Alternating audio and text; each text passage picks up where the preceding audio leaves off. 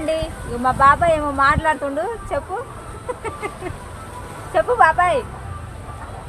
మేము ఇప్పుడే పోతున్నామమ్మా. మా ఊళ్ళో ముత్తాలం పండుగ అయింది.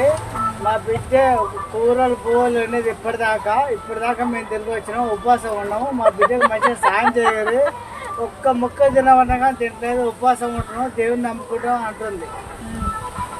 ఇంకా తిన్నావా మరి నువ్వు ఇప్పుడు? ఇగో ఇప్పుడే తిన్నా, చేయి కూడా కడుకోలేదు. ఇక చూడండి, ఎవరు నాకే తింటే నాకన్నా నేను ఆకుతున్నా. ఎవరైనా నాకేది ఉంటే నాకన్నా అంటుడు. ఎవరు నాకుతారు? నీ చేయి మరి, నీ చేయి నువ్వే నాకుకోవాలి కానీ. ఓకేనా ఫ్రెండ్స్, మరి బాయ్. పిల్లలు చూడు ఎట్లా ఆడుకుంటున్నారు.